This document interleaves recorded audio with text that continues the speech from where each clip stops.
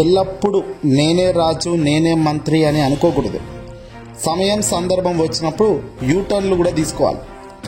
ఒకప్పుడు కాంగ్రెస్ పార్టీకి సంబంధించిన సోనియా గాంధీ ఎప్పుడో రాహుల్ గాంధీని కనుక ప్రధానిగా చేసి ఉంటే కనుక ఏకంగా ఇప్పుడు మాజీ ప్రధానిగా రాహుల్ గాంధీ చలామణి అయ్యేవారు.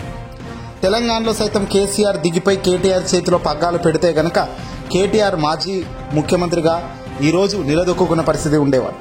కానీ ఎప్పుడు కూడా నేనే రాజు నేనే మంత్రి అని ఒక పీక్ స్టేజ్ దాకా పోతే కనుక మొత్తం మొదటికే మోసం వస్తుంది. ఆ పార్టీ కనుమరుగయ్యే పరిస్థితికి వస్తుంది. ఇలాంటి తప్పు మా చంద్రబాబు నాయుడు గారు చెయ్యరు అంటూ తెలుగుదేశం పార్టీ వాళ్ళు 1000 ఆశల్లో పెట్టుకుని కూర్చున్నారు. చంద్రబాబు నాయుడు గారు అధికారంలోకి వచ్చిన మరుసటి 2 ఏళ్ళు అంటే 2024 సంవత్సరంలో అధికారంలోకి వచ్చిన కూటమి సర్కార్ 2 ఏళ్ల తర్వాత లోకేష్ చేతిలో పగ్గాలు పెడుతుంది. నారా లోకేష్ ముఖ్యమంత్రి అవుతారులే, అంతా చక్కదిద్దుకుంటాడులే అని చాలా మంది భ్రమపడుతున్నారు. భ్రమ కాదు, కొందరు చాలా గట్టిగా కూడా నమ్ముతున్నారు. చర్చలు కూడా వస్తుంది. ఇలాంటి సిచ్యువేషన్లో నారా లోకేష్ ముఖ్యమంత్రి అవుతాడులే 2-3 ఏళ్లలో, లేదంటే నెక్స్ట్ టర్మ్ కల్లా టీడీపీ పగ్గాలు లోకేష్ చేతిలోకి పెడతారు చంద్రబాబు అని అనుకుంటున్న వేళ పవన్ కళ్యాణ్ బహుశా ఇది తన దాకా వచ్చిందో మరి తన మనసులో ఏముందో తెలియదు కానీ ఓ సంచలన బాంబ్ అయితే అసెంబ్లీ సాక్షిగా పేలవడం జరిగింది. చంద్రబాబు నాయుడు గారు ఇప్పుడు ముఖ్యమంత్రిగా ఉంటున్నారు. మరో 10 ఏళ్ళు కూడా సుదీర్ఘంగా చంద్రబాబు నాయుడు గారే ముఖ్యమంత్రి హోదాలో ఉండి నడిపించాలి, చక్కదిద్దాలి, ఆ విజన్ తనకే తెలుసు అంటూ పవన్ కళ్యాణ్ ఇటీవల చేసిన కొన్ని వ్యాఖ్యలు ఇప్పుడు దుమారం రేపుతున్నాయి. వాస్తవానికి పవన్ కళ్యాణ్ ఎప్పుడు ఏ వ్యాఖ్యలు ఎలా చేస్తాడో కూడా ఊహించలేదు. ఇటీవల అనిత గారిపై కూడా వ్యాఖ్యలు చేశారు. లా అండ్ ఆర్డర్ పూర్తి స్థాయిలో దెబ్బతింటుంది అంటూ ఆయన ఏకంగా విమర్శించిన స్థాయి చూసాం. చంద్రబాబు దగ్గర లా అండ్ ఆర్డర్ ఉంటే మరి వంగలపూడి అనితను హోంశాఖ మంత్రి గారిని ఎందుకయ్యా విమర్శిస్తున్నావని విమర్శలు కూడా వచ్చాయి. ఇలా పవన్ కళ్యాణ్ తన స్ట్రాటజీస్ ఎప్పుడు ఎలా మారుస్తాడో ఎవరిపై విసురుతాడో కూడా అర్థం కాకుండానే ఉంది. అయితే గతంలో రాహుల్ గాంధీకి పగ్గాలు అప్పగించకుండా చేసిన తప్పిదం ఆనాడు కాంగ్రెస్ పార్టీ కానీ, ఆ తర్వాత 2018లో కేసీఆర్ అధికారంలోకి వచ్చిన తర్వాత కూడా కేటీఆర్ దగ్గర ముఖ్యమంత్రిని చేసి ఉండాల్సింది అని, ఓ మాజీ ముఖ్యమంత్రిగా ఈరోజు ఆయన చలామణి అయ్యేవారని ఇలా అనేక రకాలుగా విమర్శలు వస్తున్నాయి.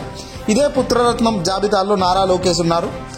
నారా లోకేష్ మంత్రిగా సక్సెస్ అయ్యాడు అని టీడీపీ వాళ్ళు అనుకుంటున్నారు.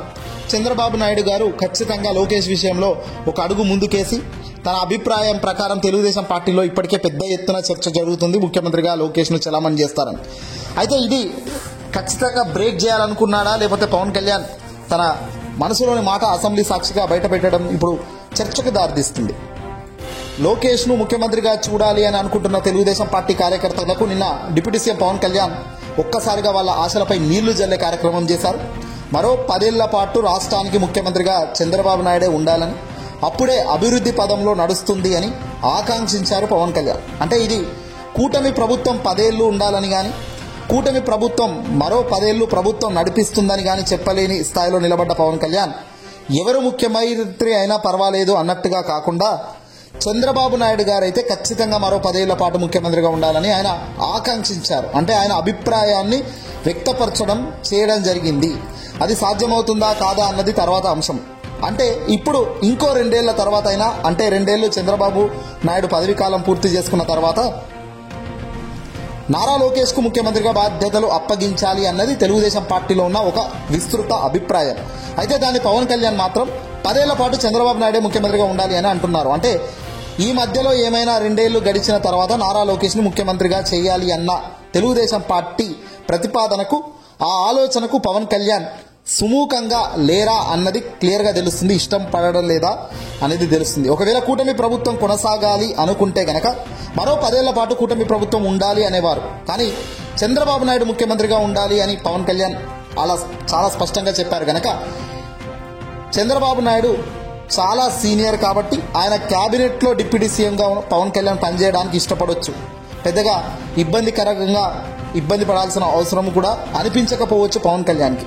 కానీ తనకంటే వయసులో చిన్నవారైన నారా లోకేష్ను ముఖ్యమంత్రిని చేస్తే గనక అప్పుడు ఆయన క్యాబినెట్లో అప్పుడు లోకేష్ గారి క్యాబినెట్లో ఈయన కొనసాగడం అన్నది పవన్ కళ్యాణ్కి ఒక విధంగా ఇబ్బందికరంగానే ఉంటుంది. అంటే పవన్ కళ్యాణ్